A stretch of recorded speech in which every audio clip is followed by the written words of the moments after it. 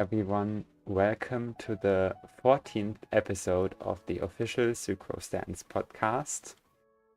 Today I have one member for now, but maybe one other will join soon. But Martin is here again. We are very happy to have you. Do you want to introduce yourself? Hello. I'm a day one player. I got into theorycrafting due to my bad luck at the start. Wanted to clear with Kitching and the Luke, which are my mains. And thankfully, after I managed to clear, due to all the theorycrafting and whatnot, I proceeded to want to utilize that knowledge to help my friends clear with their favorite characters. Be it DBS Lila or DBS Lanyan, whatever unconventional team there is out there.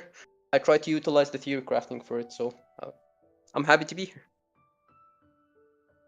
Oh yeah. We are also very happy to have you here. And yeah, I'm Saga, the usual host. I haven't changed. Soon I will upload another video, hopefully, if I can finally finish. I swear I didn't forget how to do videos. Um, but yeah, happy to be on my own podcast. Okay, so today's topic is going to be AoE versus single target. This episode will also contain leaks, so if you don't want to hear leaks, I guess I should also pin that message. Yeah,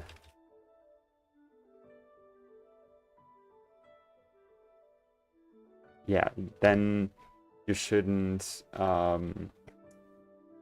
you probably shouldn't listen. We are going to talk about a future abyss.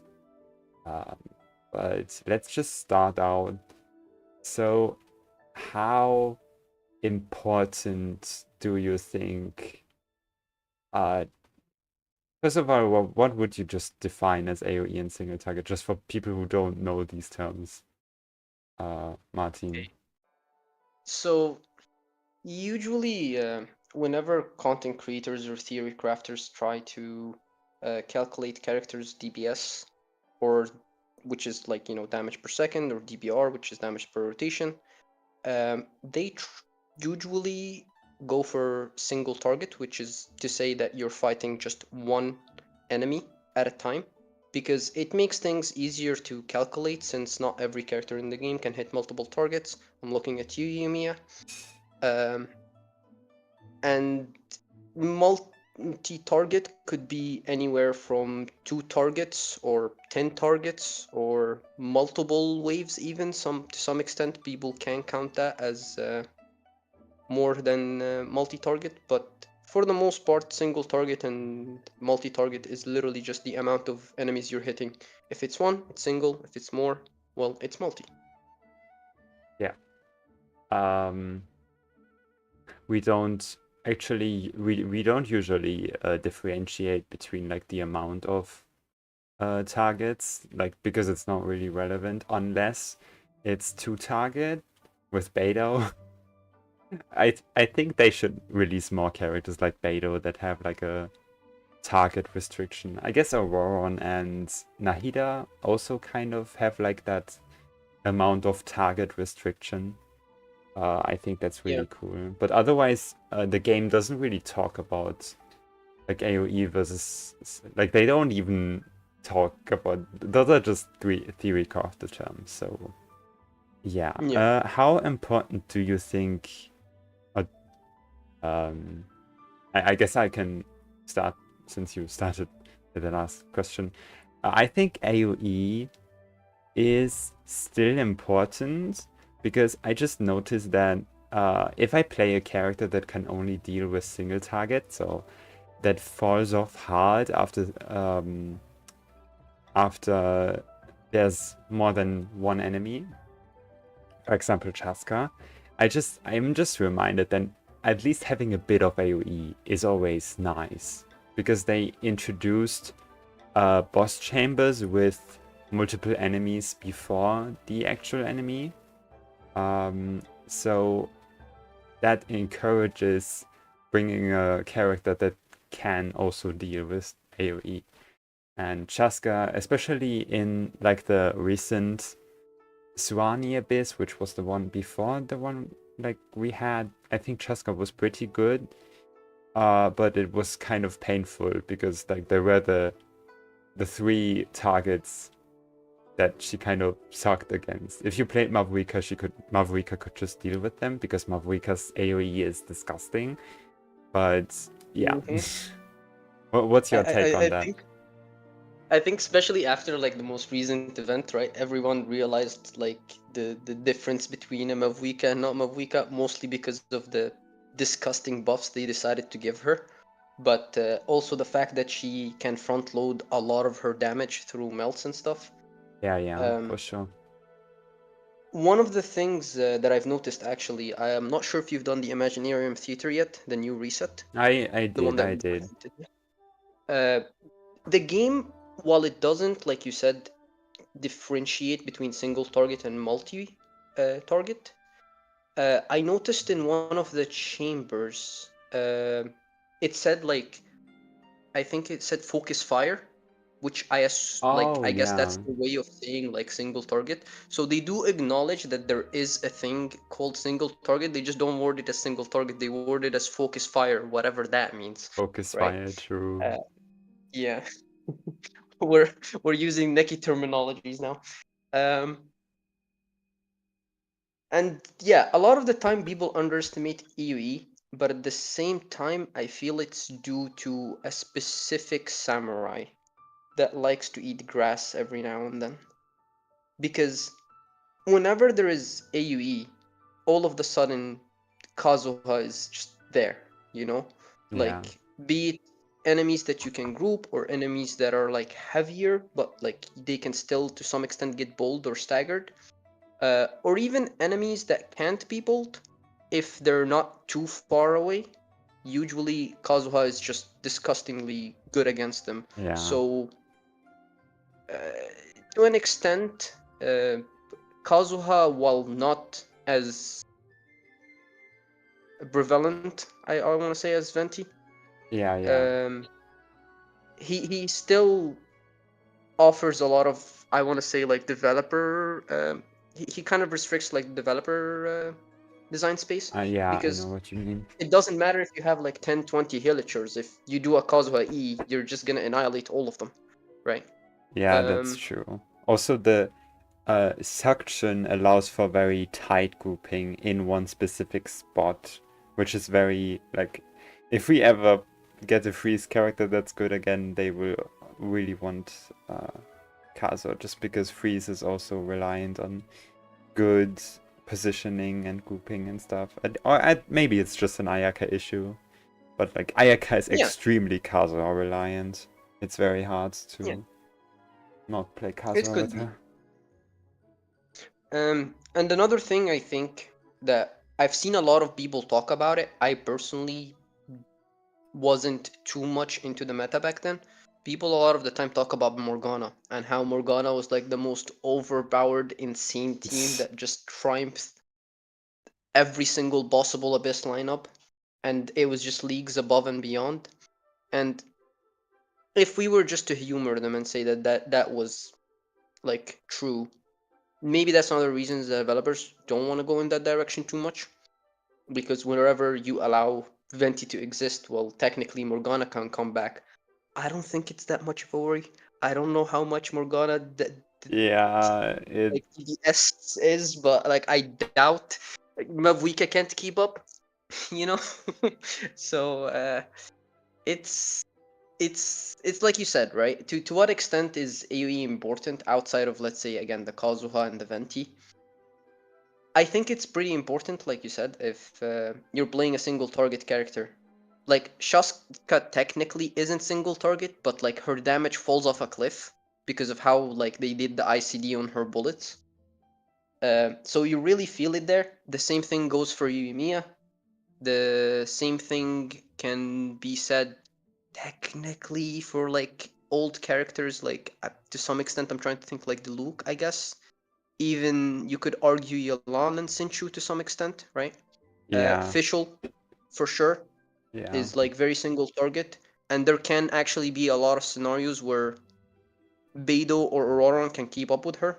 They're not that often, but it is actually like possible. And we've seen some abysses where they were basically on par, if not better. Obviously with constellations. Yeah. So yeah, I think people do underestimate single target to some extent, especially if you don't have Kazuha, right? If you don't have Kazuha and the enemies can't be grouped with Venti, right? Which is like 90% of the abysses so far, it feels like.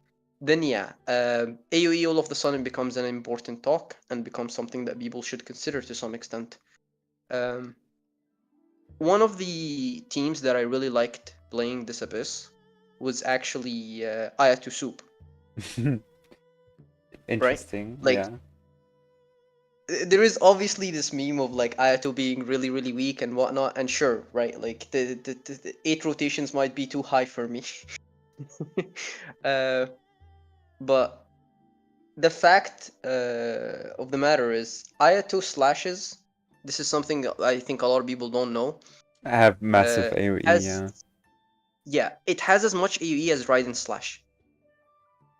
So for Yeah. anyone who used Raiden before, Ayato gets to have that on literally every single slash he does for like what 6 seconds. I think his uptime is, or if not more.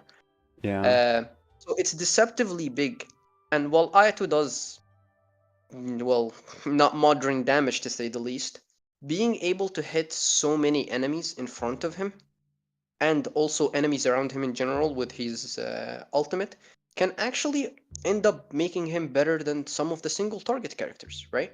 Because it doesn't matter if you're doing like 100k per hit, let's say, if you're only hitting one target at a time and there's like 4 or 5 targets. Yeah. And if Hayato is hitting like 20, but well, times 5, he's basically doing the same damage, right? Yeah.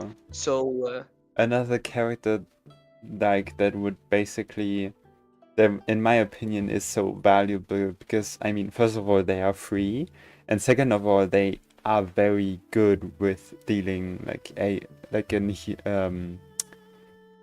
just with very large AoE is Noelle, because just Noelle's spin, not necessarily her normal attacks, but just her like spin, which you can basically there's a technique that's called how's the technique called? Just booking. yeah. Yeah, which means that you can extend her charge attack until your stamina runs out, and it's very overpowered, and you should definitely use it as a Noelle player. But her AoE is definitely one of the best. And even though her numbers don't look impressive, just because she's so, like, because everyone just obviously is going to shoot her in single target, that doesn't mean that Noelle does no damage. Like, in AoE, in her best team, even though Farina is the sub DPS, Farina can't hit every enemy, while Noelle obviously can. So even if the like sheet will say, "Oh my God, Farina is doing so much more damage than Noelle," I don't know.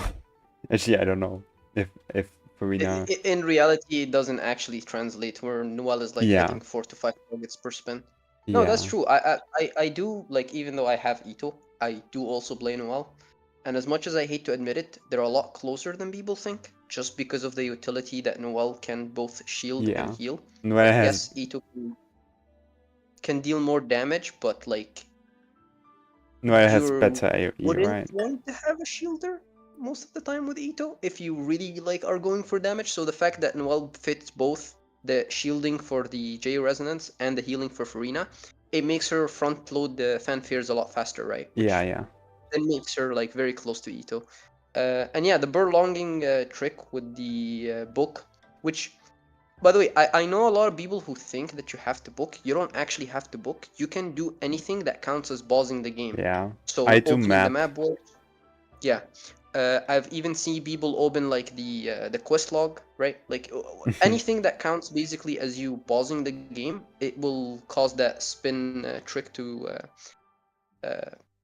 like extend its duration till you run out of stamina, and it's pretty useful. Um, hello, Hello, Oh, hello. this is hello, Kinkle. hello. Hello, Kinkle. I'm a little late, but hello. We are glad to have you. Do you we want to quickly introduce yourself? Hello, everyone. I am Kinkle. I am a Genshin content creator. I do streams, count reviews, a little bit of theorycrafting, all that kind of stuff. Yeah, we are happy to have you here. So we were just talking about, I mean, the topic AoE versus single target, and talking about characters that are very good at dealing with AoE, and talking about Noelle. So I guess what's another character you think is just very good for dealing with AoE, like a carry that's good with dealing, especially good in AoE. You mentioned Nouvellette. Oh yeah, Nouvellette. That's a good one. Yeah, Nouvellette can just spin around, which they try to fix, but then Yeah, that Chinese was the people whole got thing. mad, or Chinese Genshin community got mad, so Hey, we got 10 balls out of it. Yippee! yeah, true. I think Weather's that Um, specifically good in AoE. Corin kind of actually. She's Clorant? she's not like yeah Yeah, I think so too. yeah. I I've won't seen say she's actually like both sides of the coin. huh. I said I've seen both sides of the coin. Like I've seen people who say that like her dash is deceptively big, and you can hit enemies even behind you or enemies that like technically weren't within the range from like the visual perspective. And I've seen other people who are like, oh no, Noelle doesn't actually have that good of an AoE. I don't know why people keep saying it's AoE. And I'm actually curious if it's just like down to skill issue or just people talking about the character without like actually playing her or like what's going on I here. think, I think yeah, Kinkle, you go. I was gonna say I do think it's probably a thing of people probably talking about her without playing her because I was in the camp beforehand. I didn't play Corn too much. I had her, but I only played her a little bit just to test her out initially. And I felt at first I felt she was fairly like single target locked, not locked, but she had like a little bit AoE, but wasn't very good. Mostly her burst. But in this abyss, I've been playing her a lot more, and I realized her AoE really isn't that bad. It actually is pretty decent. Yeah, well, I mean, Clorant just in general has a. I mean, I'm a Clorant main, so I guess I can talk about this.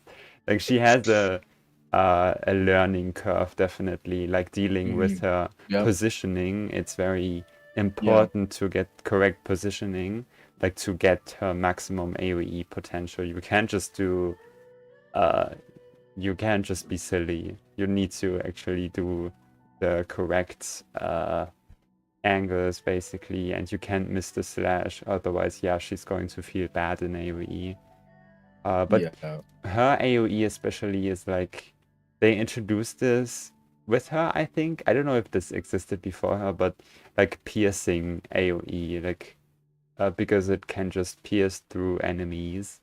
Yeah. So unlike, imagine Yoimiya, for example, had that. Oh my Like, god, I wish he would have something like that. Yeah. like a bit of AoE and then pierce AoE. That would be really fun. Yeah.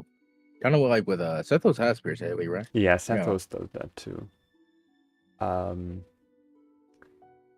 Yeah, it's just nice. Also for they in Fontaine business they used to like line up the enemies, which was like called the, like people call it like the Nouvellette glaze lineup, at least the people in my circles, because Nouvellette also has a similar AoE that Clorant and I guess Hethos have, which would be like the straightforward, but also like not really cone, but like just it's good if the enemies are in one line, and it's just it isn't necessarily a circle, I guess, unless you spin.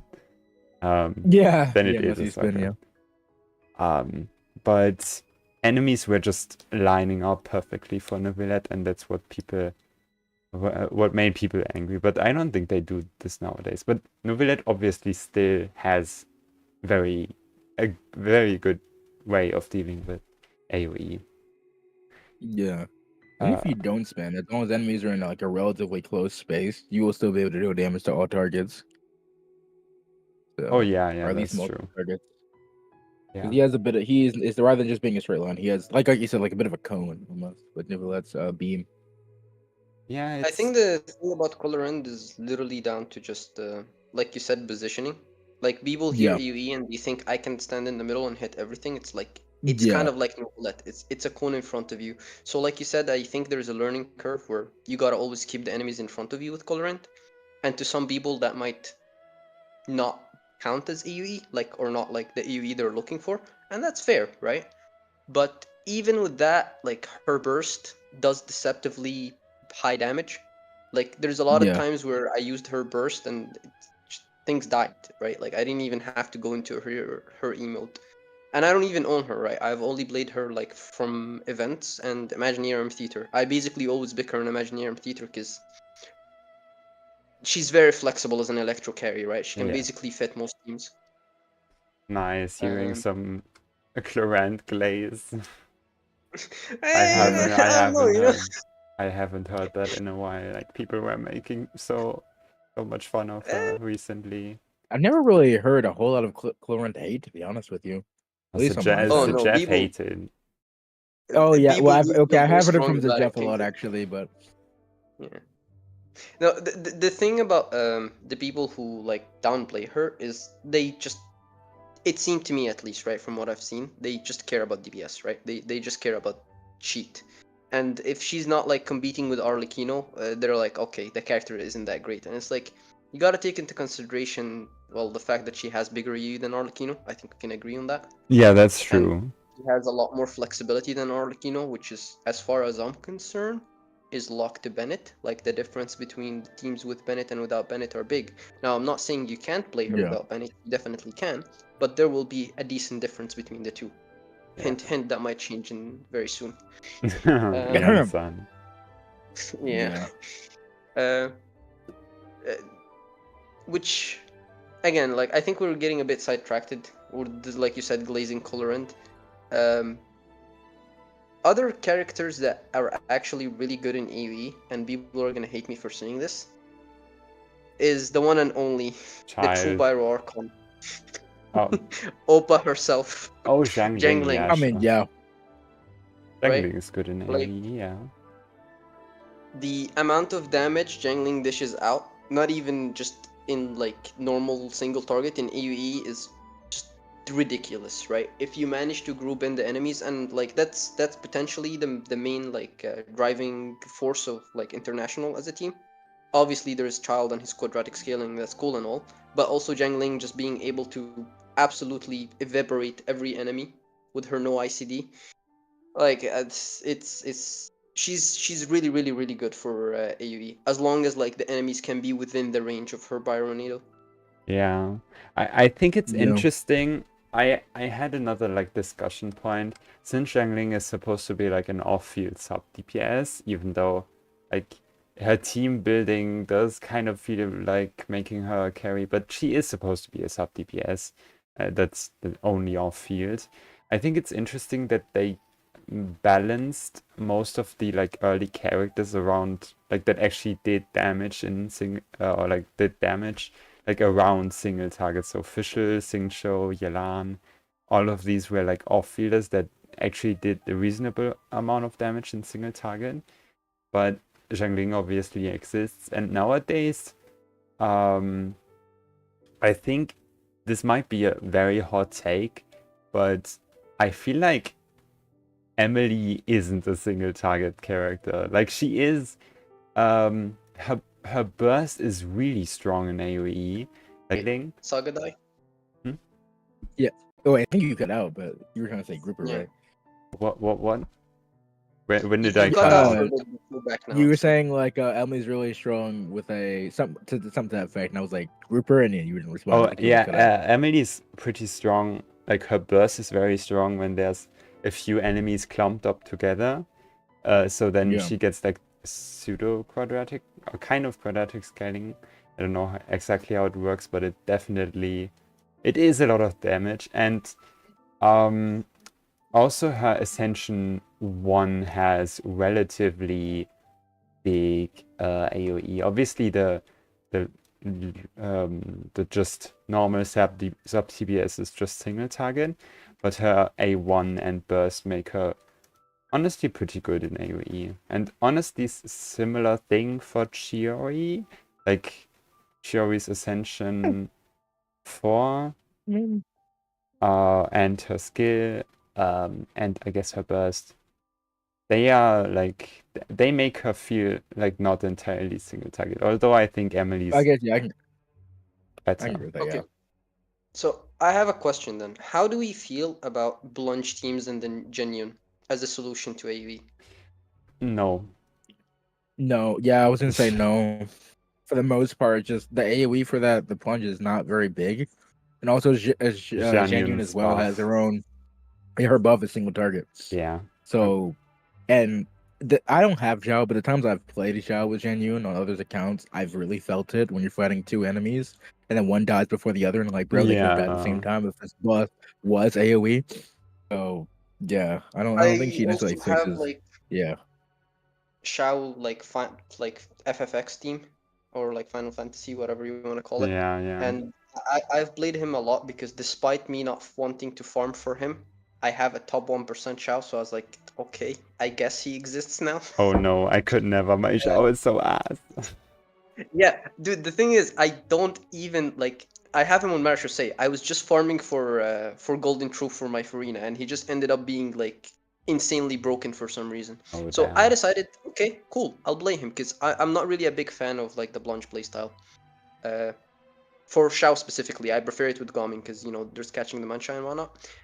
And I remember TGS, the Genshin scientist, releasing a video where he showed that Shao is like doing similar damage to Nouvellette, and people called him out for that and said like how this is like blasphemy and how dare you. And it's like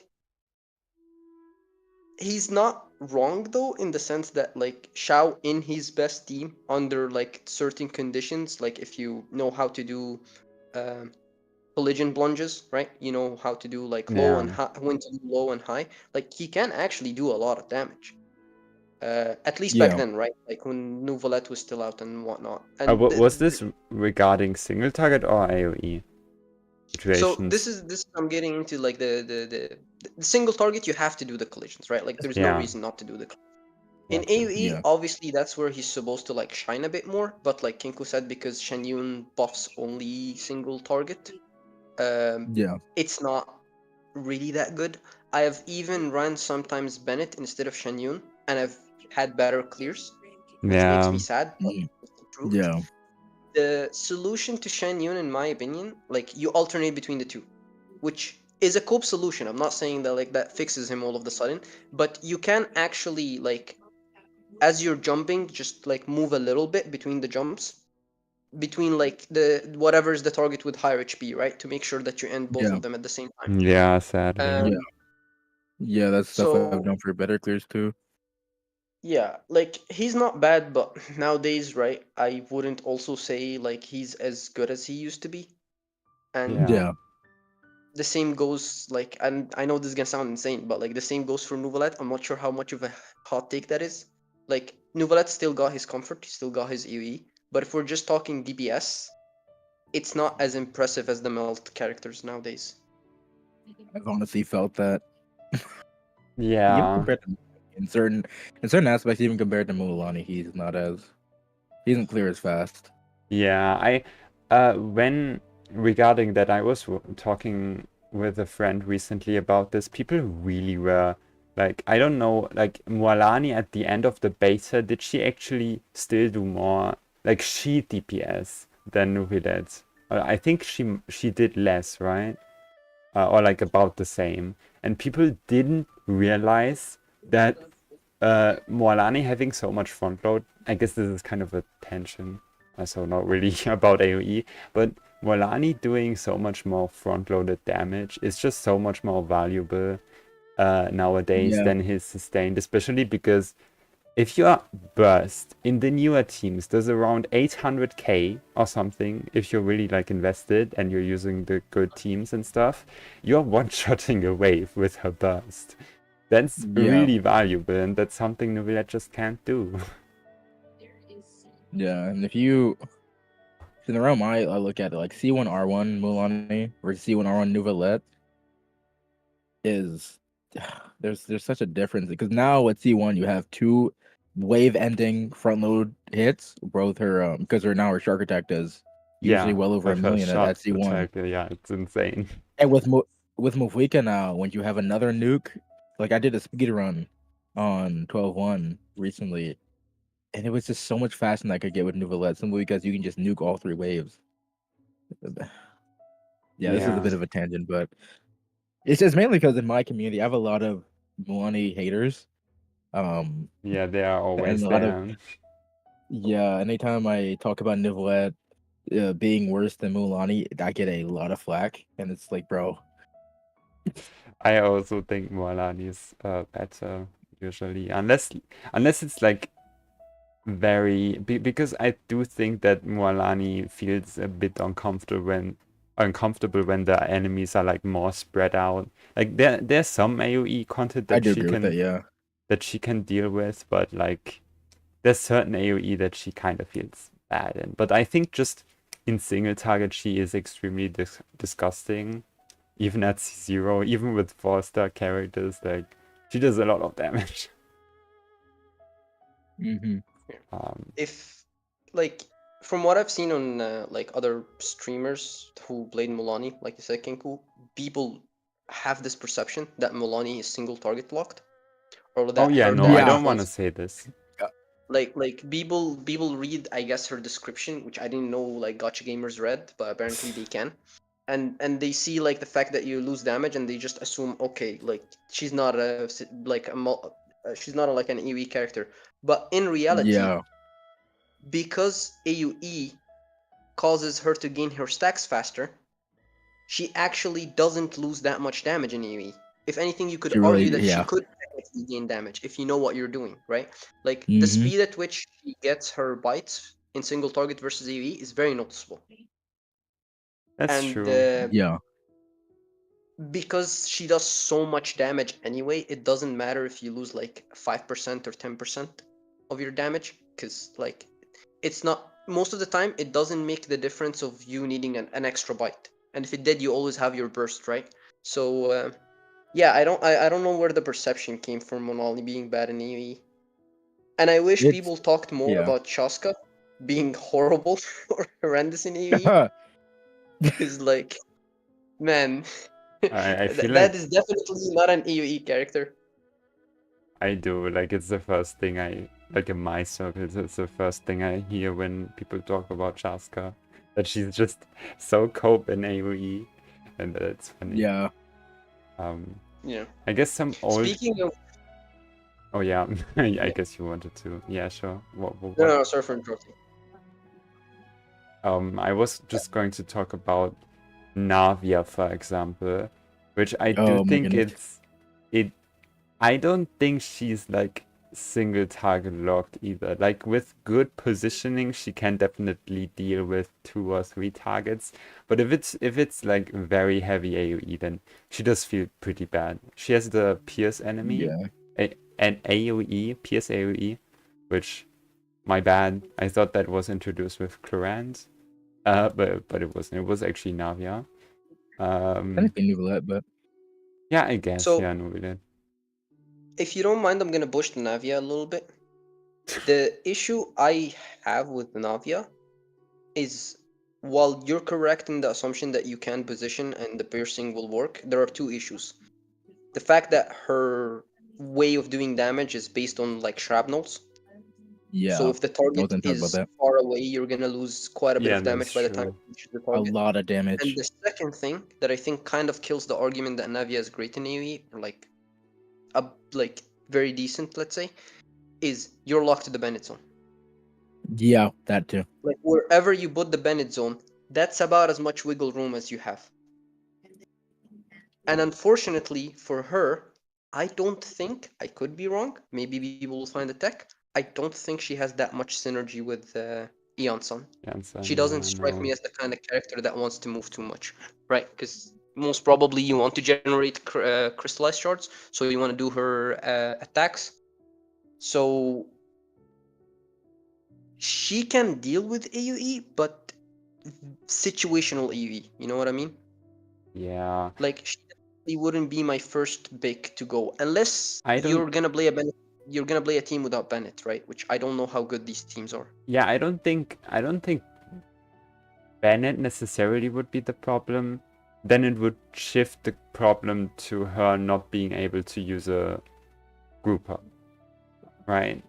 Since like in those AoE situations, when you would actually like comparing her to someone like Arlecchino or something, Arlecchino could just run Kazuha even though she's locked to Bennett's circle, but like Navia can't. So I guess that would, in my opinion, that would be where the issue is. Just that she's a Jiva character who can't use Kazuha. Yeah. Or It's just Venti. even like I feel like even like 2-target scenarios, it's a bit of a skill issue, so people will have issue with it. Where that like if your positioning is just slightly off, like let's say you have 2 enemies lined up, but you accidentally flick your mouse a little bit, you shoot a little bit to the left, your second shot that's the enemy behind is going to do significantly less Yeah, damage. that is true. Yeah. It's like the range in which you can do the maximum damage on both targets is very small. So if you're not very skilled at using Navia, you will have issues doing good damage in AoE with her. Yeah, I think she is definitely more single target, like on the more single target side, but I don't think like she is especially if you can also kind of compensate by using a good AoE damage dealer like Shangling, for I was really example. thinking about that too.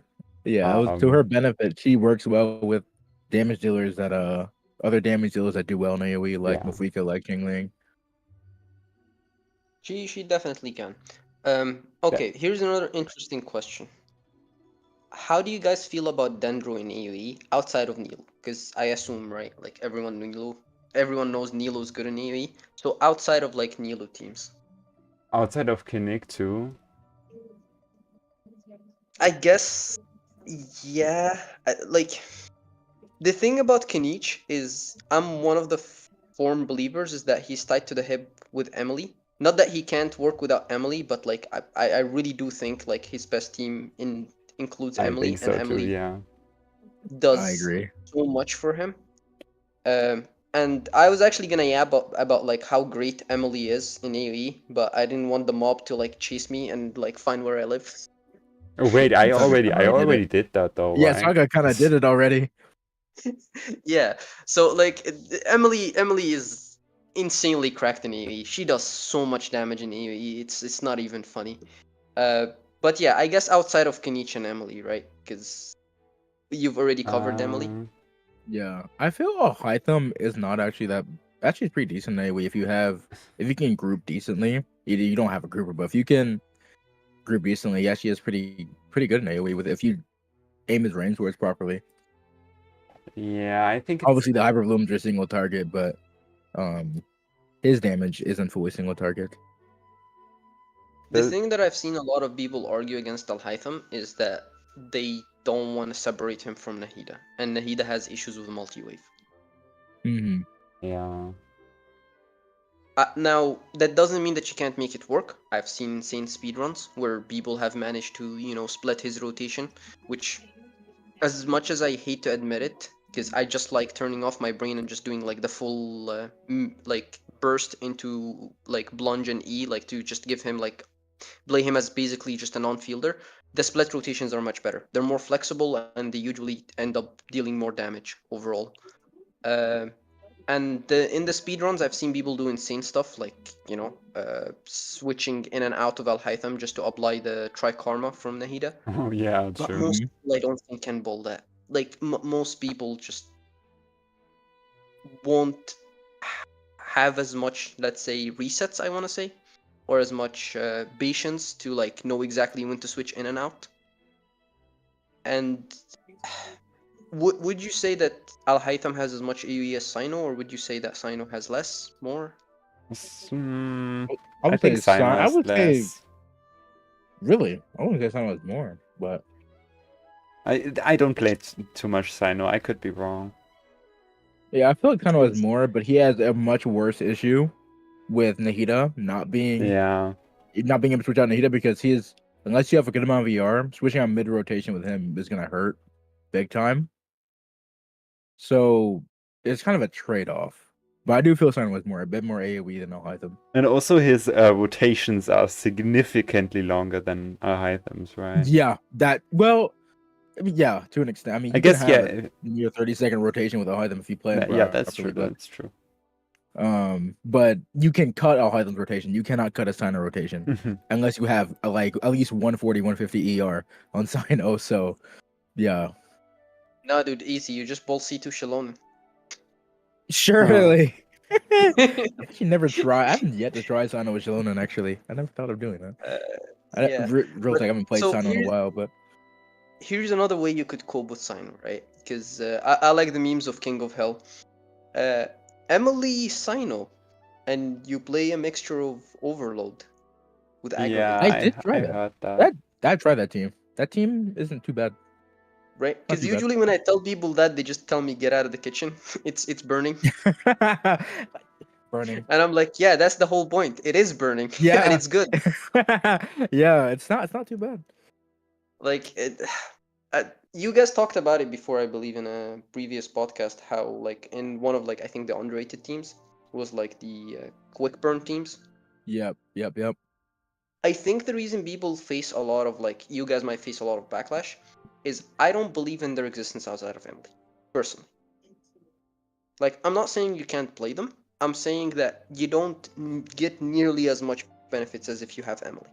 So No, yeah, that's someone very true. hearing Yeah. like quick burn Sino or quick burn Alhaitham or quick burn Colorant and then deciding to actually go try it, if they try it without Emily, they're definitely gonna be disappointed in the recommendation. Yeah. Yeah, that's Yeah, they're gonna be very disappointed. So I think it's very important to emphasize that you need Emily for these teams. What about Burgeon? Since it's supposed to be the AoE. no one plays Burgeon. Burgeon they just... don't. I think. Oh, do you want to go first, Kinkle? I was gonna say I haven't run a Burgeon team in like I don't know, like 3 or 4 months to be honest. But the issues that happen with Burgeon is just it's hard to even start. Like if you were to go do a Burgeon team without Toma, which I like to do a lot, like I like doing Bennett Kaza Burgeon teams. You run into the issue is you don't get enough use an animal care. You don't get enough power application, or you have too much power application from Kaza, so you end up burning instead of burgeoning. Yeah. And then also without a shielder, you actually take a decent bit of self damage from Burgeon, which if you don't have a healer, that actually hurts on a Burgeon. But as far as like purely AoE damage, it's pretty okay as long as you're using a driver that does well with AoE, like Ayato. I did Ayato Burgeon a lot. Oh yeah, I think Child Burgeon isn't horrible either. Burgeon itself just has too many issues. I actually had the idea of like and I still think they should release that eventually, like an off-field hydro damage dealer, which I know we have like 3 right now. But I think they should do one that's like insanely good in AoE. Not just like for Bloom. I mean, it would be really good for Bloom, but then also for like Burgeon, because like you can. I mean, you can play Xingqiu in like Burgeon teams, and he does have a lot of hydro application, but he doesn't do damage. So I think I would rather just play a unit that would actually do okay damage as well as like contribute by applying a lot of hydro and AoE. I feel like that would be cool. Yeah. That's definitely a niche that we need in the game, but I'm not sure if we can ever realistically expect it to happen. Yeah. Because I was look at, for example, the AoE off-fielders. You have Ayato, who has pretty decent AoE, but no damage. But the application isn't that great and the damage isn't that great. You have Farina, who has really good damage and pretty okay application, but it's not AoE. And then you have Kokomi, who have, I would argue, good application, good AoE, but negative damage. Yeah. So I don't think they want to release something that has all of the upsides, because then it would render these three, well, not Farina, right, because she does other thing, but it would render, like, from the aspect of just AoE Hydro, it would render them kind of obsolete, right? Like, why run Kokomi, for example, for any teams where you were running her for Burgeon? Because I do see a lot of people play Burgeon with Kokomi. It might not sound that popular, but for example, the Luke is pretty decent for Burgeon with Oh Kokomi, yeah, Delete and for like good. Yeah. another Hydro uplier like Farina or Sinchu or Yalan. He can deal pretty decent Burgeon damage while also still getting vapes here and there. It's not the strongest team in the game, but it is definitely a Burgeon team. Um, and generally speaking, the thing about like AoE Hydro is, can't you just infuse Hydro with Kazuha? And that way you get also the added benefit of grouping, You can. Yeah, right? And but I feel every like time you, yeah, aren't you running kind of like out of units in that case? Um, like it's more of like, if you're gonna run Burgeon, why not run Nilo? And usually the answer is because you don't have Nilo. yeah, that's true. But if you do have Nilo, Yeah. the only situations where you usually like see Burgeon uh, be more reasonable than Nilo, or actually like have an advantage, is shield checks. If you guys remember the Oh yeah, true. what's his name? Yeah. The Abyss Lecter that has like 3 shields or whatever. Oh, the Baptiste.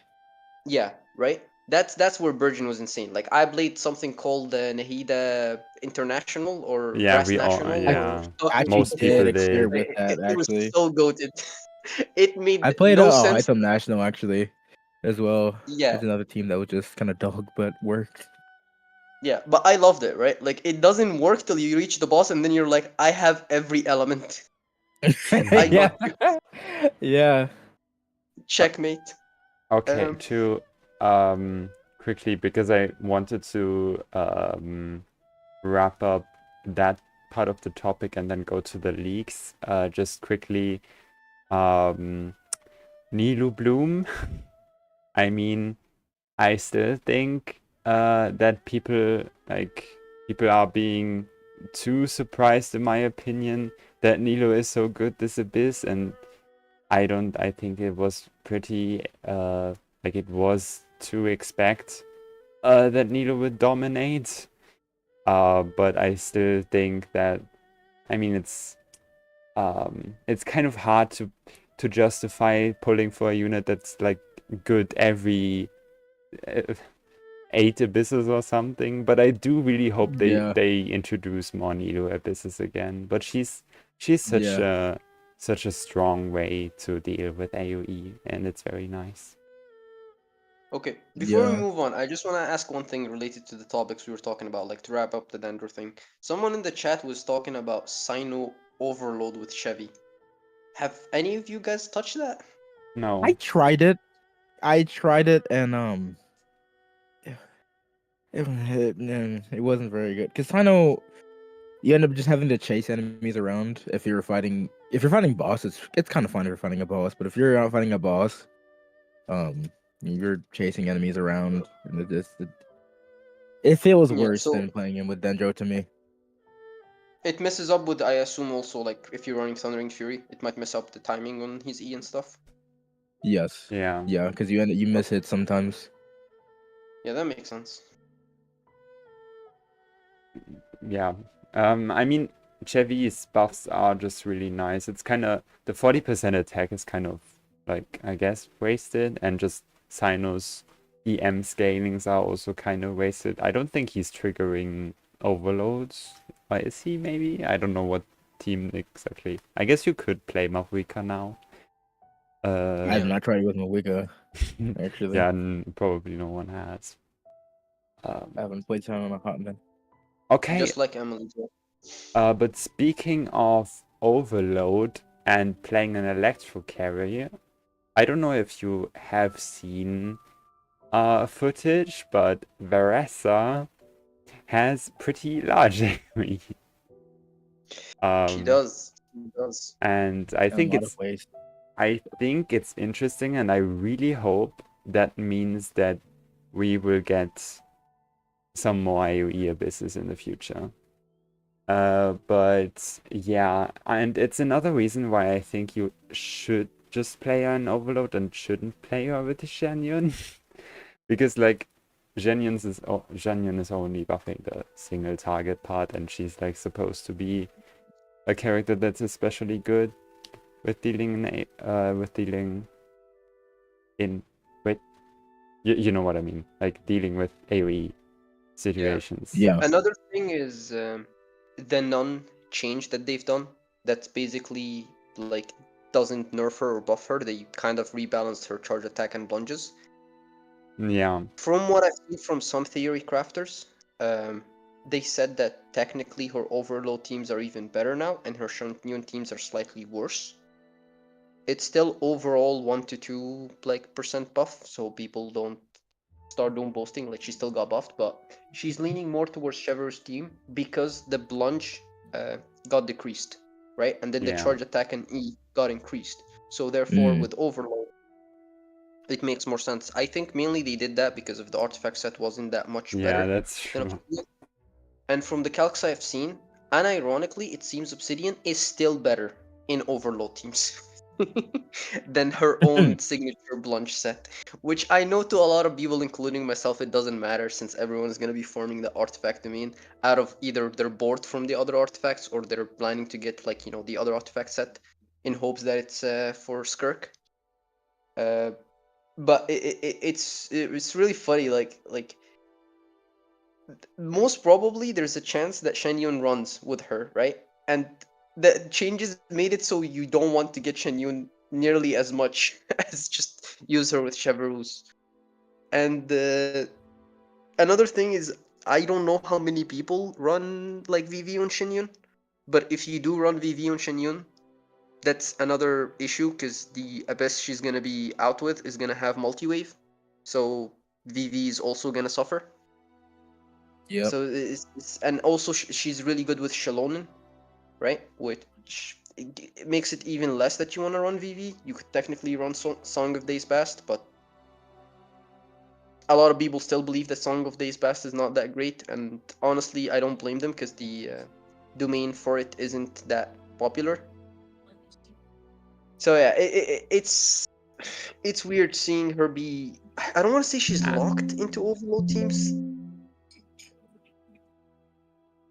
Don't but mind it me, kind I'm of just feels like struggling. you're missing out if you don't have it, you know?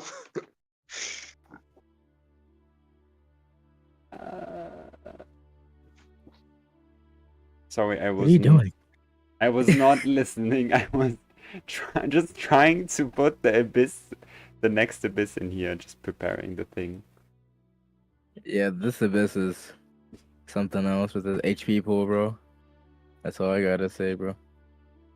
I'm sorry. Yeah. I was not listening. Can you like, did you end on a question that I need to answer?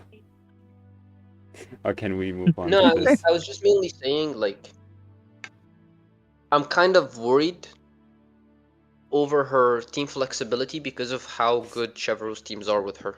Oh Right? yeah, I'm happy that she's so unflexible because that means I can still get to batch as Cloran.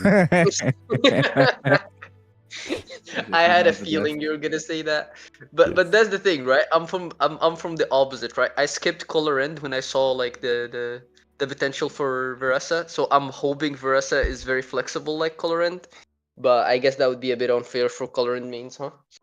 Yeah. But yeah, no. Hopefully she has the Natlan syndrome, which is she's just really good, even if you don't run her in like her most optimal team. That way you don't feel as obliged to run Chevrus, because again, I don't know if this is a hot take, and this is actually a question, so hopefully you're paying attention this time. Do you guys think that Chevrus is as much demand as like, let's say, popular units like Bennett? I don't know if I would No, say as not really. much demand, but I would say she is definitely a higher demand as of recent. That's what I would say. I think that she's just always a good alternative, and she was always a good alternative, and now she's optimal for Clorant and optimal for Veressa. But like you can still play her with Mavrika. It's not unplayable, and if you don't have anything else, then I do think that she is in demand. Like I would always recommend, if Chevy is on a banner, to like at least get one Chevrolet. Yeah, the base copy, true. But like, let's say Citalali is being used with Mavuika, right? Wouldn't the best team for Arlecchino be like Overload? If we're talking overall, not just damage, right? Like the comfort and the multi-wave and stuff. I would say yes. Well, yeah, I mean, Kimono Pyro and Overload. Yeah, right? I'm don't not also sure. know how good it is for Raiden, but I also heard like it's really good for Raiden. Oh yeah, it is. It is. This Right? Abyss So or the that's next my Abyss? point, right? Is that like Cheverus is pretty decent for quite a bit of character. I'd even argue personally, goated for Yumiya, for the people out there who are Yeah, still I blaming Yumiya. tried. Did anyone try Yoimiya melt? I can't get it to work. I unfortunately lost my 50-50 on my Yomi account. My no. C5 Yomi account, so I don't have Citalali. That counts free to play, so I couldn't spend on it. So I tried and tried, couldn't get Citalali off the way, but I did get Ganyu on Zero Pity on Chronicle Banner. The thing about Yoimiya is that Yoimiya's best team at the current moment for like all damage is Bennett, Ganyu, Citalali. So with Ganyu and Citalali together, and especially if you have an elegy, you can melt every multiple hit. Yeah. But Citalali alone, you have to do a weird tech to get every hit to melt. So, but for comfort, wait, what does Ganyu do? Couldn't you just run Diona or something? he could. Ganyu applies cryo. Ganyu applies cryo, and Diona applies very little cryo. So. Okay, I guess. Yeah, you could run Rosaria, but Ganyu with elegy. This is assuming elegy, right? Ganyu with elegy could allow for more and stuff like that. So. If Yoimiya is very, very invested, I've even seen people just straight up slow down. Like you just don't attack normally as much. Yeah, but it's such like I just lose the string when I slow down. Right? Because I tried the same thing, by the way, with Citalali with Dea. I really wanted Dea Melt to work. I could not for the life of me get it to work in solo cryo, unless like I just didn't, spam left click a bunch faster, which is like at that point it just felt bad. Like, what's the point? And after hours upon hours upon hours of testing, you could technically make it work with like Diona even, but you have to do things in specific order and have a certain amount of Bing, and it's just a nightmare, right? So I would default to what Kinkle said, which is just use Ganyu, because Ganyu applies a very decent amount of cryo. And one of the things that people forget about Ganyu is that her E comes in very clutch when it explodes. Like, if you know how to time her E, you can make it so her E actually procs in the time where you're like gonna be overtaking it with Yumiya or Dea. And it can actually balance things out. But again, it's very sweaty, it's very tricky. I wouldn't recommend it unless like you're a dedicated main for these characters. Yeah. Yeah.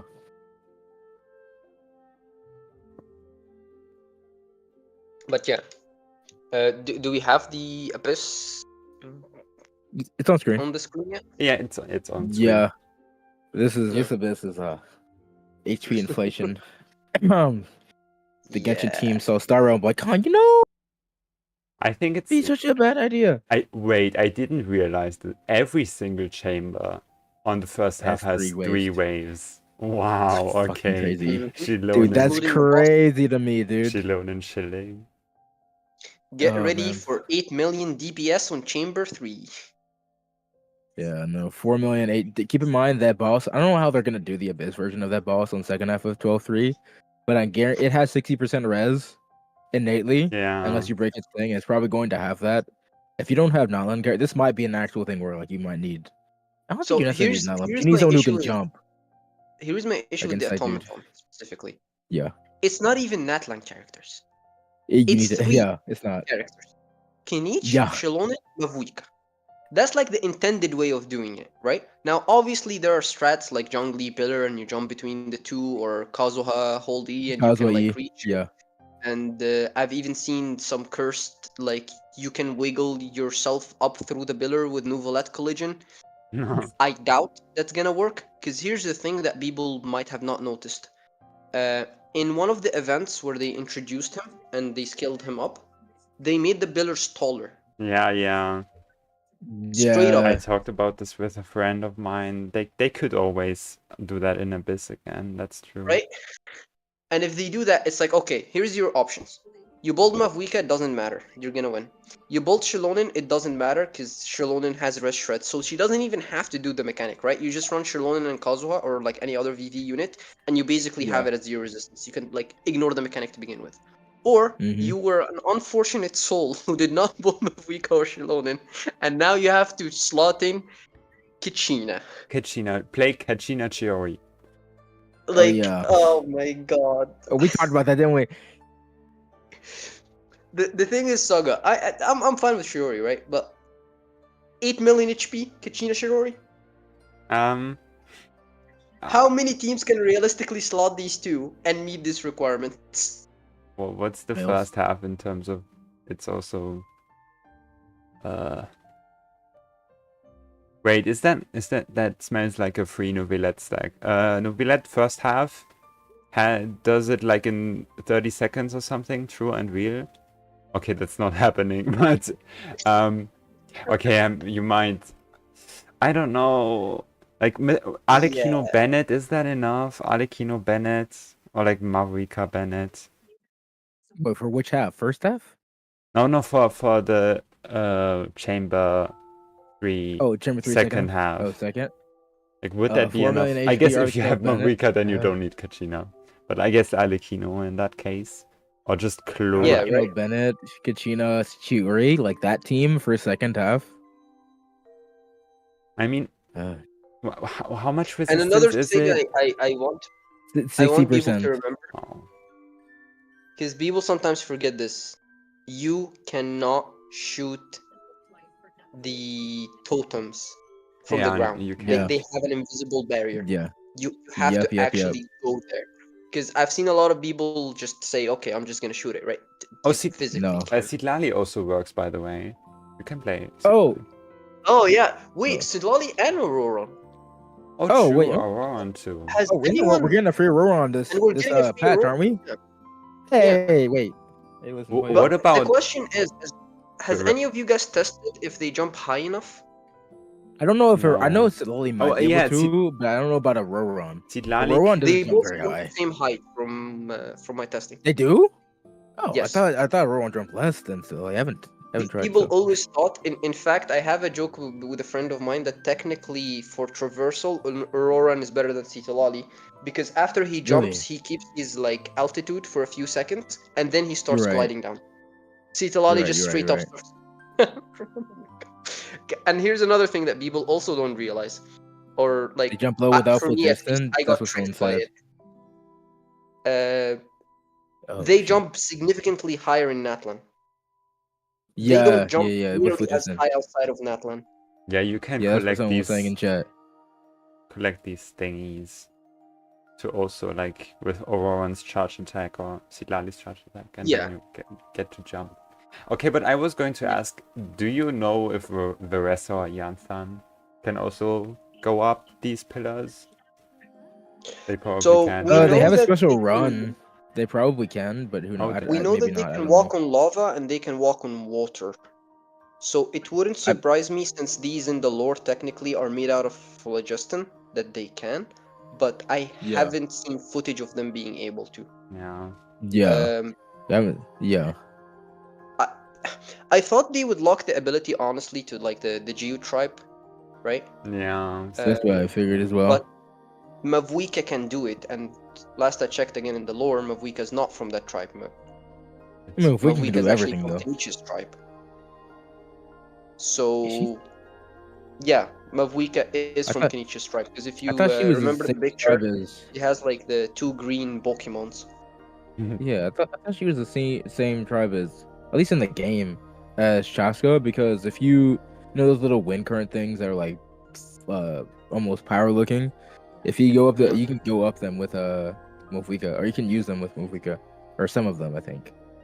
So I I figured mean, I I thought could be she was from wrong, the same but tribe as I Chaska. vaguely remember she was from Kenichi's tribe.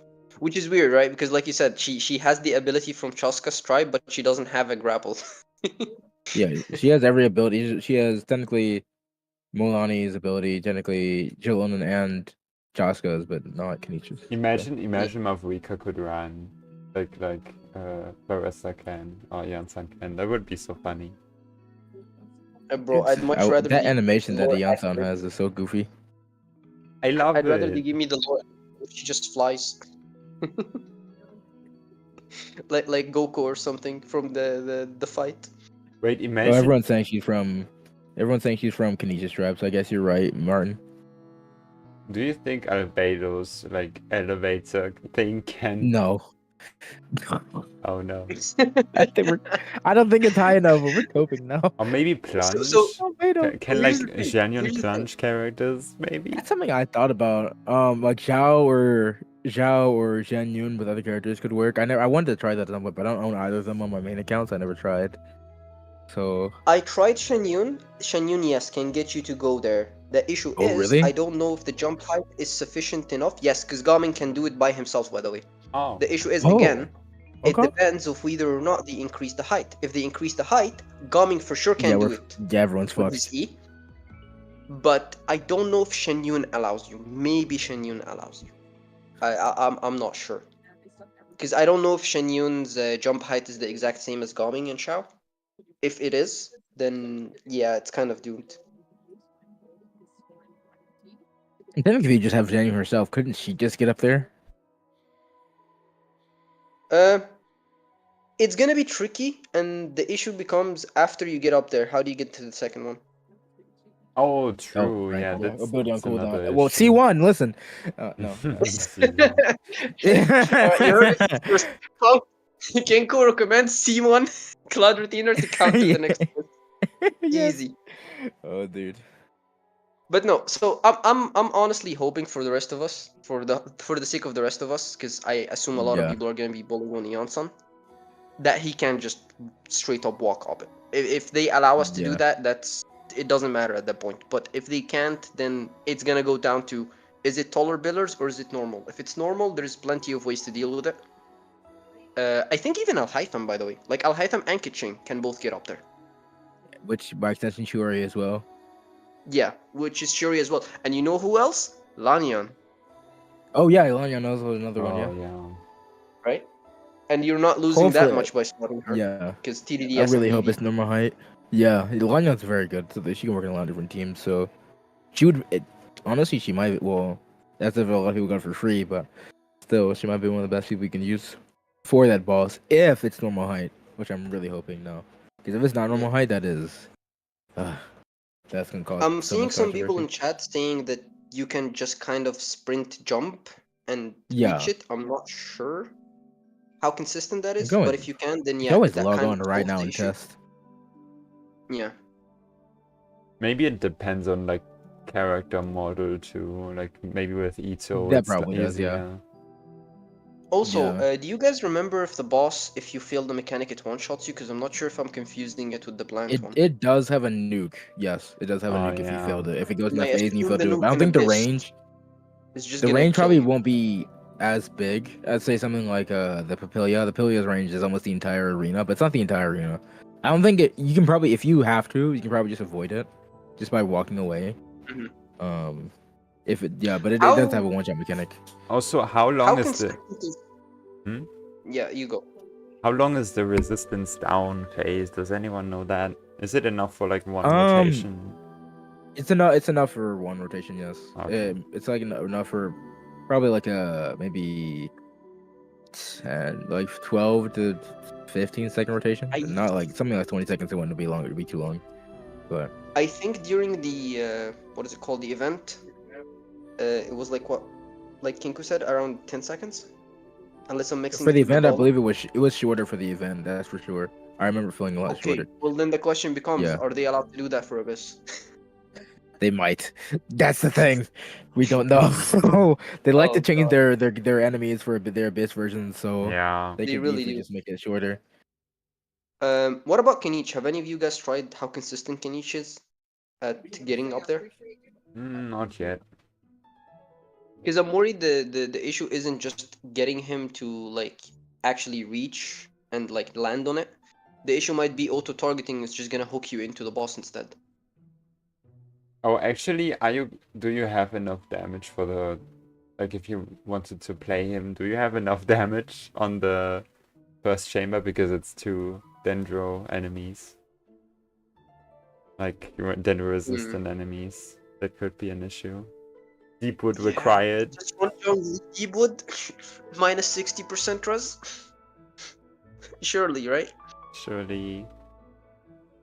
Okay, if no one minds, I'm going to ask another question to lead into the next topic, which should be the last for today. Do you think that Genshin should introduce a game mode like Pure Fiction or Apocalyptic Shadow that specifically only focuses on AoE or single target? If anyone knows, Personally, I'm please. gonna keep it very short and say it's like the Kazuha talk. You make AoE, if you allow Kazuha to exist, Kazuha is just gonna completely shred the AoE checks. Or Venti. If you Oh, make it so neither of them can, the question becomes what characters have bigger range than them? yeah, that's true. Yeah, if they imagine they just made a Venti game mode, that would be so funny. Like every single rotation, you need to use Bennett, Venti. I mean, that would be really funny. Yeah, right. Kinkle, And your opinion? Okay, I don't think Kinkle is available right Yeah, now. sorry, sorry, Oh, sorry, okay. sorry, sorry, sorry. Yeah, I was talking. Someone was talking, so I had my mic muted. But what was the question? Do you think that Genshin should introduce like AoE or single target specific modes like they have in Honkai Star Rail, like Pure Fiction or Apocalyptic Shadow?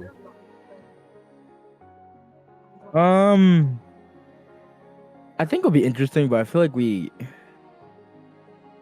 huh? I don't know.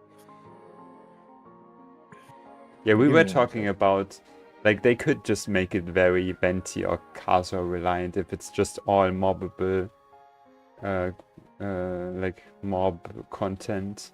And I made jokes about them making a game mode that's only a Venti check. That would be really funny. Like every rotation you would need to use Venti. But I think it would kind of be like it would be nice but not really necessary. And I really hope they are doing something more interesting with Imaginarium Theater soon so that we don't necessarily need any more endgame, but they kind of so slept again. Like they are not really changing anything. It makes me a bit sad. if A lot if sad. you're looking for an in-game game mode, uh, they have sent out requests to other game developers to create something. It seems from the rumors and the leakers saying they're kind of like Mario Maker or that one Oh yeah. custom event. With the Uh, divine ingenuity thing and ingenuity yeah, thing. right.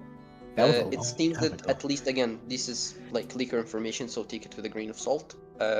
But what's official information is actually Hoyo reaching out to other game developers and asking them to apply to develop a new in-game game mode, supposedly, right?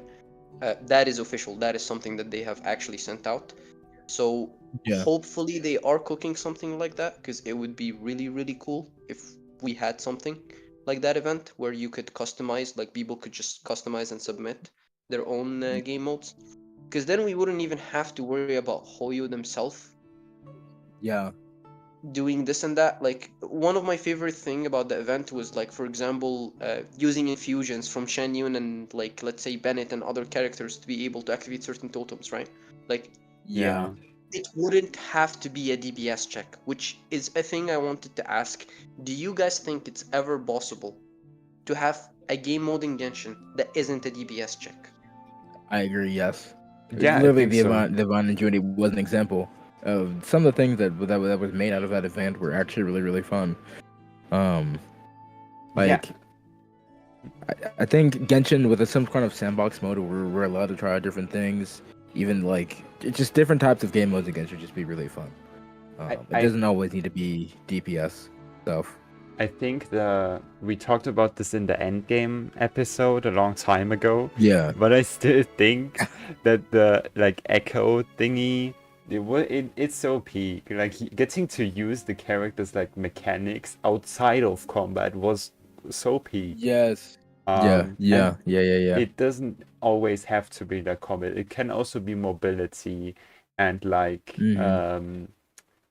they like Genshin isn't a turn-based game. They can always like it's an open world RPG game. They can make endgame mode that's focused on going through like different chambers and that isn't stationary, like locked into one big circle.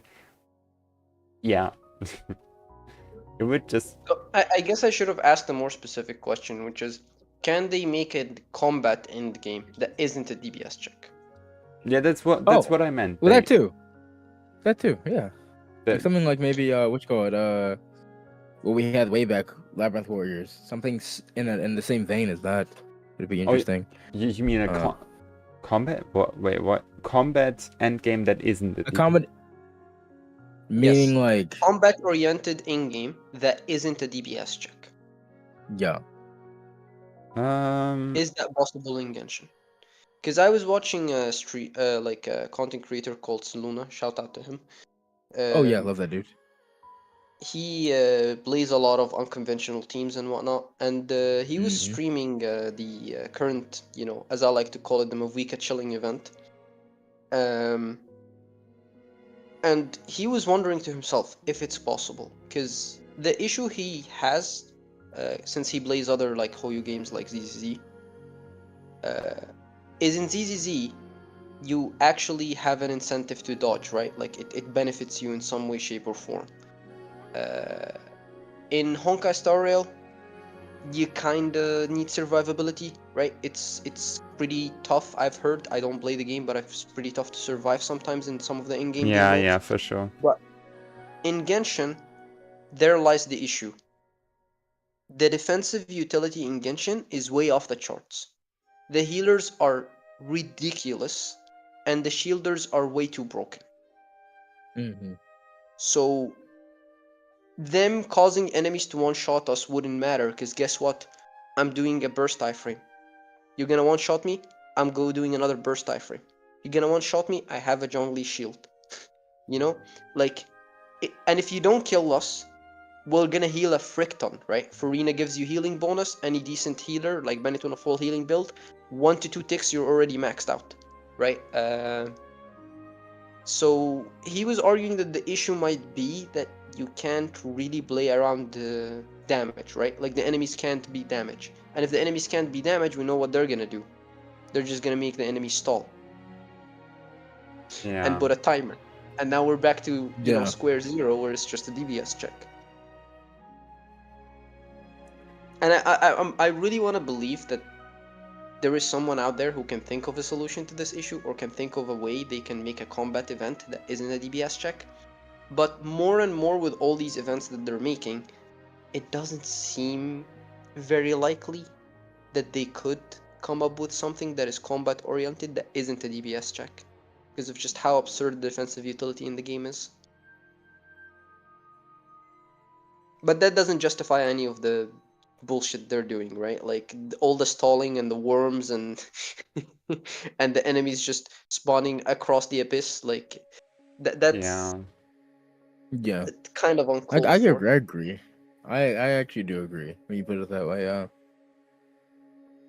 that's a great point that he made. What about shield checks? Are shield checks better, or is stalling better? Like which one do you guys hate more?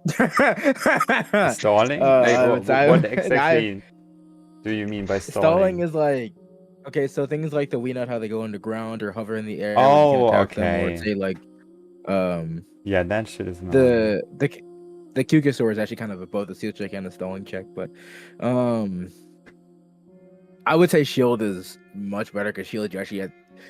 Here's if they create a game mode where you have to be more thoughtful with, let's say, thoughtful with your teams, and say like let's say like a shield checks is a good way of doing it, where you have to like bring a certain element, right, to break a certain shield. You have to build a team around this element to break a certain shield. I prefer that kind of gameplay a lot more than wait like 30 seconds for this guy to finally hit the ground that he can deal damage from for 8 seconds and he goes back up in the air. Yippee. That the latter is much more engaging, Yeah, or the for form sure. was much more engaging. Yeah, because from I always thought people unanimously agreed on that shielding is better than wasting time. Till Yeah. I've talked to a few friends of mine who are casual. The issue is That's we fair. know what ICD is, casuals don't. Mm-hmm. So a Yeah, casual would that's fair. be throwing his Sejuani bubble and asking why is the Herald shield going down so slowly. He would be Oh, now using I his know what you mean by shield check. I was just thinking about like playing Zhongli to like reduce oh the, but you just meant enemy shields. Yeah, Okay, that enemy makes shields. Yeah, sense. I understood it immediately. But yeah. I'm so Like slow. heralds and I don't know it's okay, you got there by yourself. Baptiste. So. But yeah, like so for casuals, right? I can see like the shields being more aggravating, and pun intended, because one of the things I remember a friend of mine was doing is he saw a hydro shield and he saw how I deleted it with Nahida Al Haytham. Uh, he really likes playing Amber and Kali, so he decided, okay, Kali throws her burst and her burst does like so many hits with Dendro, right?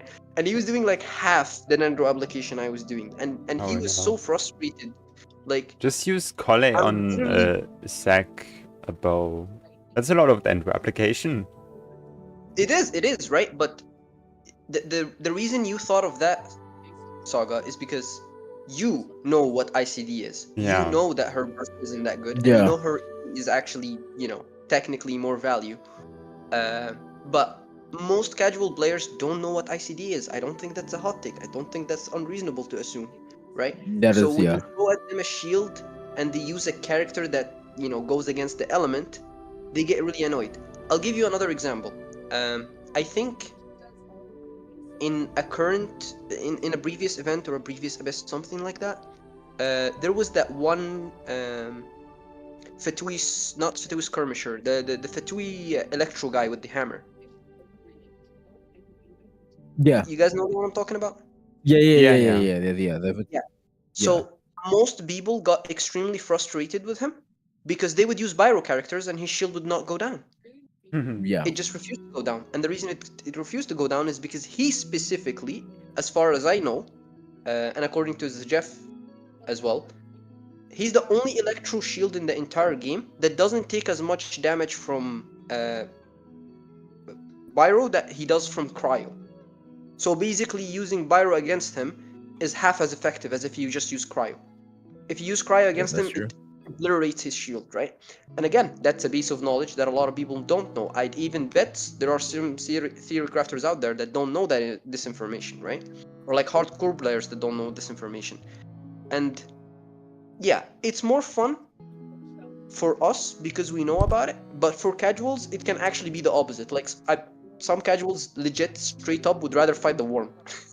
Because at least things make sense to them in the worm, right? There isn't anything like weird or it doesn't make sense. It doesn't frustrate them. Here's the thing though. Let's say we got a game mode centered around, let's say, shield checks. Some kind of game was centered around it. It would become more well-known knowledge how to deal with that if it became something that had to happen more regularly. So if we were to get some kind of game mode centered around shield checks, it won't become as much of an issue anymore because then there'll be guides, a lot more guides, and people understanding what they need to do to then complete said game mode, right? Yeah. Yeah. I think the closest thing I've seen to like a decent idea, personally, I'd say, is what if we combine an aspect of exploration and combat? So That's you'd what I have to was solve a saying. puzzle of some sort, and then when you solve the puzzle, enemies spawn. Yeah, I think I think we exploration had mechanics. I think we had something like that, didn't we? I think we did. I don't know. If we did, I hope it was received well. I mean, the only thing that did that like recently was the echoes thing, like Oh yeah, getting yeah. Kazuha's thing. You had to like first you had to use Kazuha's absorption mechanics, and then you had to do combat, and even the combat was like based on Kazuha's absorption mechanics, which was really interesting. Did you play the Kazuha thing? Yeah, I have. Kazuha, no, I haven't done Kazuha. Yeah, I It was actually really again, fun.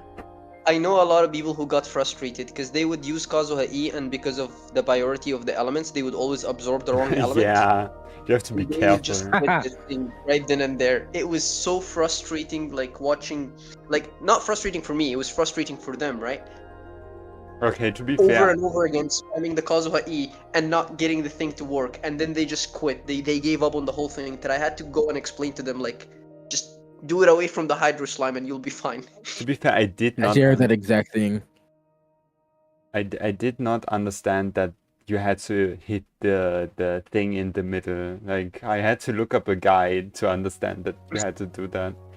But it was. Yeah, And you it's- call yourself a theory crafter. It was. not The the explanation guy. was bad. Yeah, no. The guy I didn't mean, even they help. definitely should have like Like put show more emphasis on it. show an image or something.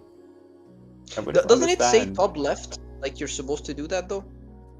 It does, but the description was just confusing. I thought I was Yeah, the supposed to hit the description is enemies or something. Yeah. No, the wording was a bit ambiguous, which is weird. But those trials are actually fun, right? Like you said, Yeah, you they could are. technically implement those as like actual games. But so we're thinking from a player's perspective. What about the developers? Are these game modes actually profitable for them? Like, do they actually sell characters? No. Only No. Abyss Is- does Abyss is sell what mostly sells characters. characters. Yeah. Yeah, I mean the characters themselves, and also as far as gameplay is concerned, I mean I wouldn't be surprised if people who pull certain characters based on them having certain cool aspects in their gameplay. Like I don't know, Nouvelette having a Kamehameha was some reason someone pulled Nouvelette, right? But for the most part, Abyss. So For me personally, sometimes they give us characters as like a trial, and it makes me not want to build the character more. Case in point, the current Imaginarium Theater. Yeah. Bad. I was given Eula, and my options oh my were goodness, yeah. Ruin Guards, the BMA enemies from Inazuma, or the Oh, mechs no. from Fontaine. Oh no. Oh yeah, all Fizz Res. Those were my All Fizz options. Res. Oh, Those were my only options, Great right? And I even played her with Raiden. And it's still like it took me like 3, if not like 5 retries to actually pass level 1. Level Really? 2 was like the you know the hot golems? I thought to myself, those don't have physical resistance. Eula got this, right? It took me 12 tries. I was playing Because Eula. either Yeah. I was playing Eula or Roron against the like mechas, and I didn't really have. I was even impressed by that Eula damage. Did like 200k, which I didn't know Eula can hit that. that was like the I don't know. good damage back in like the 1.0 days. Nowadays it's actually kind of still the same, but it hasn't really changed much. Like, I guess my issue is I was playing like hyper Eula, quote unquote. Like I didn't have any other like damage sources. It was just Eula into Raiden, and like the artifacts they given her and the crit ratio is just terrible.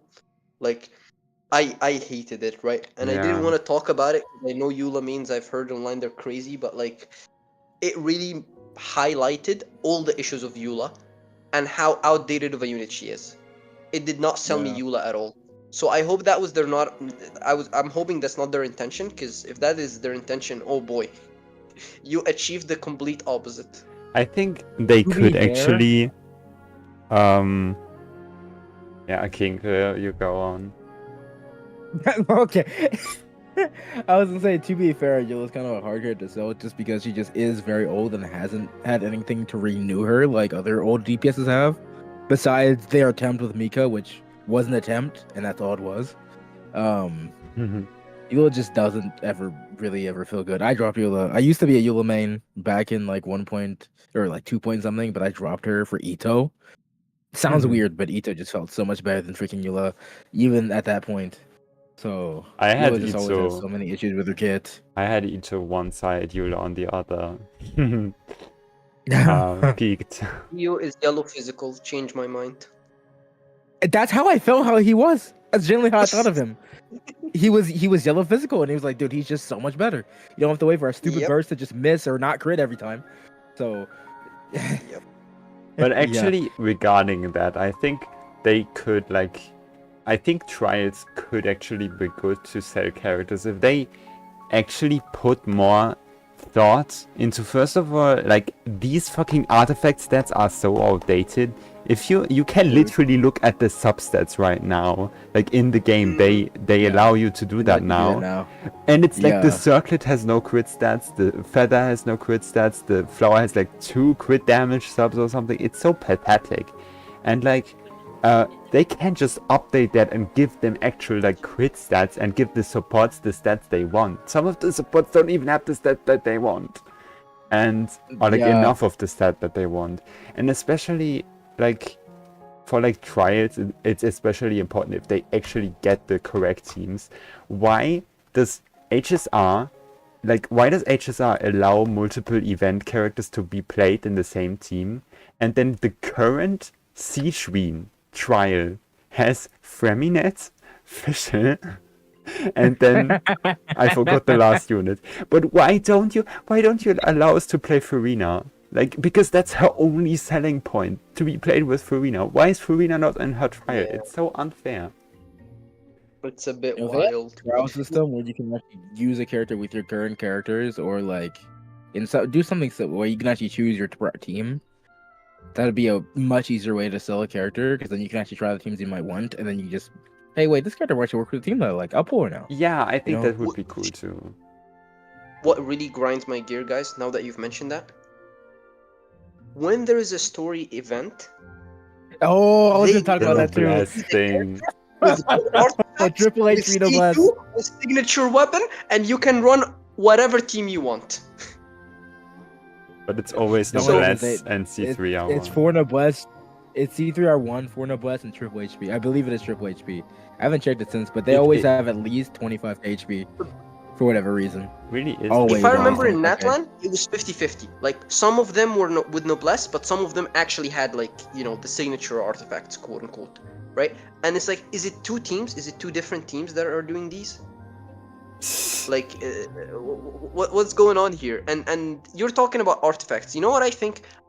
I think they should give the characters the battle pass weapons. It would even make sense from like a selling standpoint, right? Like, look at this. This character has R5 Serpent Spine. It's really good. You should get it. You know? It makes the Believe character feel a in- lot better. I believe in Imaginary Theater, certain Claymore 4 stars actually get Serpent Spine. I believe Gaming, as a trial character in Imaginary Theater, has Serpent Spine, I think. Oh, interesting. think. Yeah, so they have done that in Imaginary Theater. They can do it outside, too.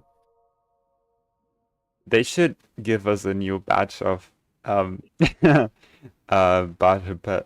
pass weapons, because I feel like there are still gaps, like regarding battle pass weapons. I feel like the Certain bows, some- both of the bows are so bad. Dude, yeah. Some of the new ones they made were not very, like a talking stick or walking, whatever Talking the hell it stick. was. I don't remember what We it. I know it's horrible, dude. It's so bad. We don't talk about the talking stick. I was hoping so hard that like it will make sense eventually. We're halfway through Natlan. It still doesn't make sense. It's so bad. Well, I don't remember the past. Didn't it have something to do with like pyro application, some kind of pyro thing. Like you do pyro damage and then it. I don't remember, dude. It's just. We had a Yeah, few goals. it's- Like Fjords was pretty good. Sack Jade was not too bad. It's a mess. Or Sack Jade's pretty Another good on thing certain that's characters. funny is if you compare the craftable weapons in Natlan, they're literally worse than the craftable weapons in Fontaine. So many characters would rather just use the Fontaine craftables. Yeah, that's And I don't pretty know if it's the funny too. Fontaine Yeah. craftables are goated Yeah. or the Netline weapons are just ass. Yeah, the Fontaine craftables were. I think it might All have of been them are just. all they're all pretty good actually. Yeah. The Claymore's not too bad. The sword's pretty good. Actually, I think all of them are good. But maybe not. What's the catalyst? I don't know what the catalyst was.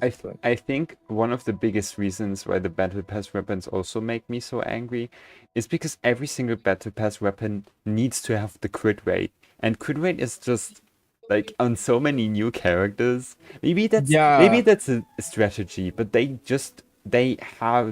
always have like a 50% crit rate inherently, so you can't play crit rate weapons. It's so annoying. Yeah, like literally 90% of the not lent DPSs, I think all of them at the current moment, one obsidian. Yeah. Oh, the only reason I'm fine with the whole a good chunk of. Mhm. No, I was gonna say a good chunk of Fontaine characters, if you run them with Torino, would like to use or good with Marchose. So Imagine I was Codex gonna say have the crit thing damage. about like that'd be the interesting. thing about the weapons, I'm kind of fine with them because event weapons are pretty good, which both is great and horrible because for people who are gonna, for example, miss the current spear, I guess it's fat for you, buddy. Please give for Yonson, right? They need to give us like, some. Yeah, I was literally gonna say what you were about to say, Saga. So yeah, you they go need ahead. to give us some currency that we can buy the old weapons from somewhere. Even if it's like Primo Gems, like say like 200 Primo Gems to buy a weapon, like I guarantee people I would still use that. That's why I make people spend more. People might spend more just for that, actually. Why they're allowing us to buy crowns now, but not event weapons? Yeah. Why? Or at least put them on a rotation in the shop or something. It's the perfect currency to add that. Like, here's the thing. You don't even have to be generous, Hoyo. Make it 50 of that currency. Make it 100.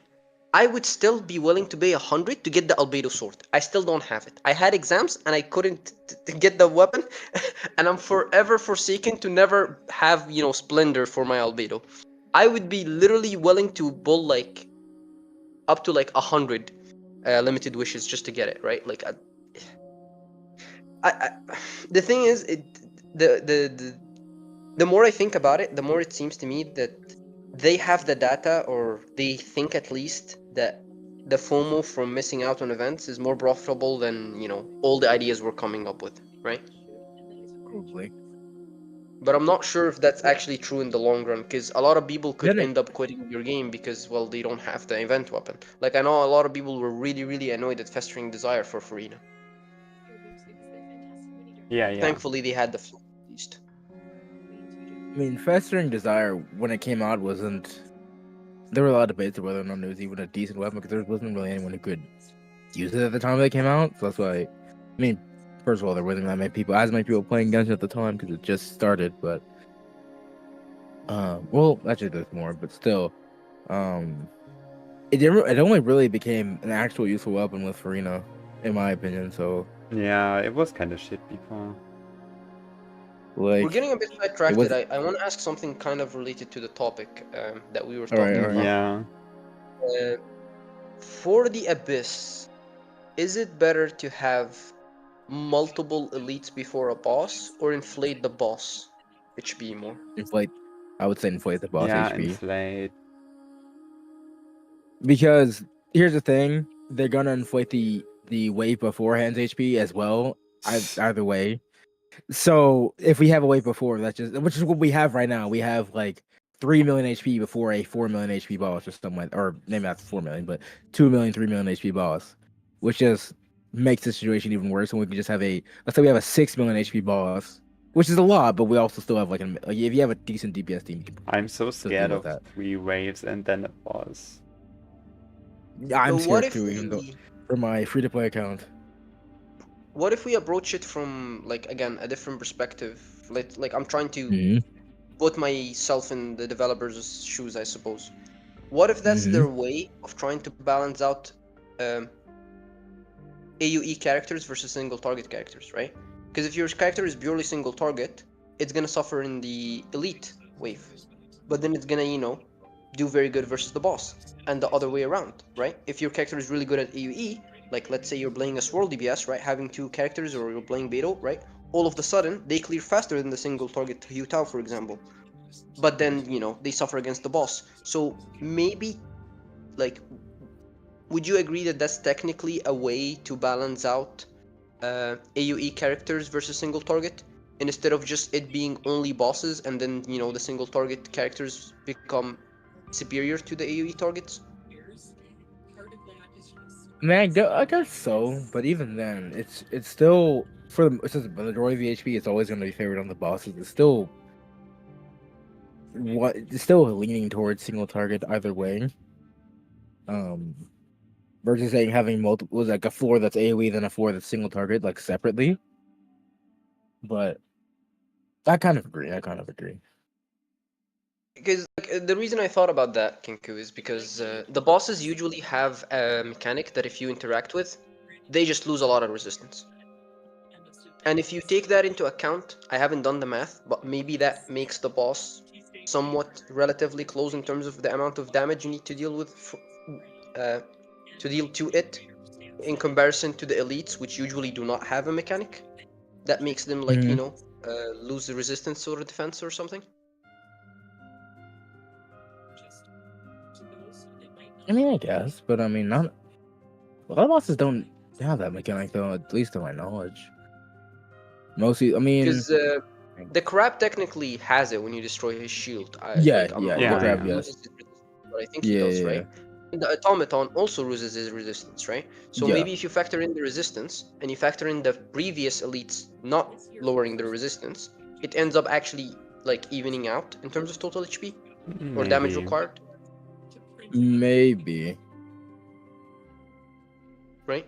So it's like, in a sense, it makes things more restrictive, but for the favor of making AoE teams not feel as horrible. Because like Saga was literally talking about how Nilo, one of Nilo's issue in terms of you like trying to get her is because she doesn't feel all that great till that you get that 1 or 2 abyss where like AoE is great.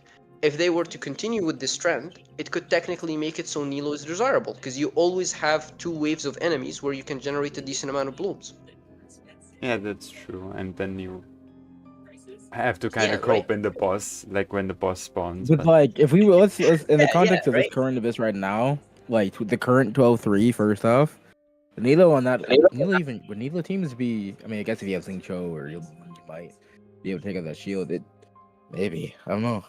How much does it actually lose res when you break its shield or its horns or whatever? So, again, according to the chat, he loses res, but he ends up being like natural res, like he doesn't have negative resistance. Oh. But to me, that's still it matters, because he still has well, he takes less damage, right? Like the amount of damage you need to deal to him is different than if you didn't interact with the mechanic. I wish. Well, I mean, my thing with that is that even if there were no, the ball's just. Let me put it this way: you're going to break because of how much less damage you do due to that mechanic. You would break it anyway, regardless of them having waves beforehand or not.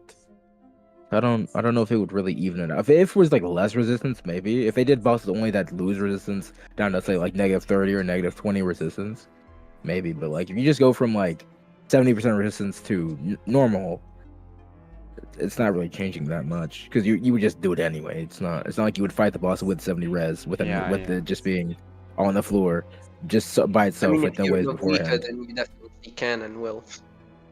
Against the crab, 140 res. Dude, the thing is, right? Someone did some quick napkin math, right? You technically need 45 KDBS if you just divide the amount of HP by the amount of seconds required to clear. That's 3 times lower than the amount of damage a Mavuika premium team does. I guess that's fair. Yeah, but that means but like that you have to. I don't think that's fair because that means you that is land not, every single obviously hit. accounting for like the fact that enemies are waking up, the fact for you're not doing perfect rotation, like enemies are spawning. Yeah. That is not accounting. That's why I said it's napkin math, right? But it's still staggering to think that it's only 45k DBS technically, so let's push it to, I don't know, like 50, 55. That is still like nothing compared to how much damage Mavuika premium team does, which I don't think is that relevant, by the way. Like, I'm not saying, oh, like people shouldn't complain, because it's only Mavuika that can do that, right? Yeah. Most characters can't. The closest you'll get is And- like Mulani and like Veressa. Even Yeah. Kanich can't like reach as much damage as them. So yeah.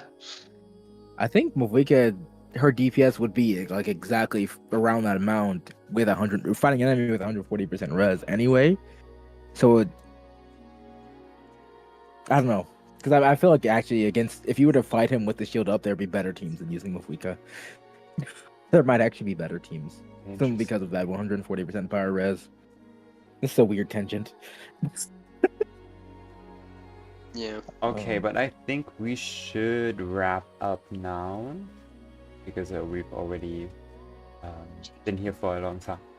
But yeah, any final comments on single target or AoE? Do you want to like overall, what's the conclusion we can draw? The conclusion is Yoimiya has decent AoE. Gotcha. Labor Yumiya, true. Listen, you stand in the middle, and there's enemies all around you. You just aimbot. Listen, it's AoE So in some true, way. so true. I'm joking. But Also, no, Chaska. my actual comment. Yeah. No, A you go comment? ahead. Sorry. No, you can go. I was just going to draw. Hey, I actually want to know what your troll comment was, though. Yeah, Chaska is so good in AoE because she can target every single enemy with her bullets. So that means that she's doing a bazillion damage in AoE.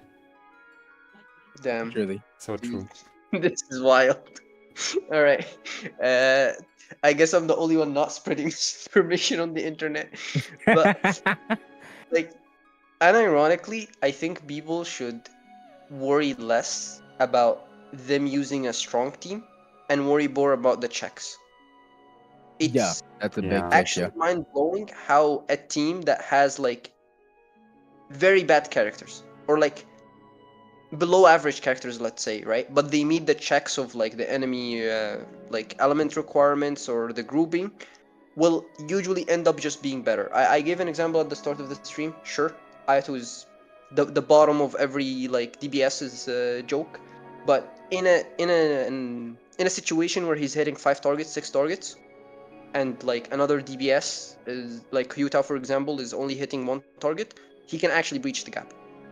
And at that point, very like, true. what would you rather do? Would you rather try to like charge attack through 3 to 4 enemies with Hyuta, or turn off your brain and just play something that's easy to play? So I really think people should explore more with teams that don't have hyper carries, teams that just meet the requirements. Okay. I've seen so many people struggle with like their invested carry, and I would log into their account. I would literally just play a different team than what they were playing, and it would work. Or I would even tell them, right, like just play this team, and they would clear first try, even though they've been trying for like an hour.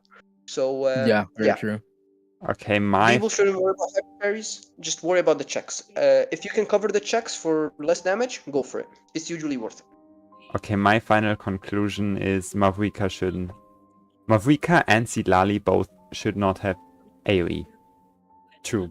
They should have all been Yoimiya and not hit enemy. Because the single target damage is already too high. So why are they AoE? Like, I don't get it. Yeah. They're AoE because like Gober. True. Okay, so thank you all for coming. Thank you all for watching. Thanks for being the guests. And if you want to join the Sucrose Stans podcast, my Discord profile name is in the description, so you can just DM me if you want to join. I will see if you qualify. And yeah, also I guess if you have questions, TC questions, I can always answer them. And yeah, so bye bye. See you in the next episode.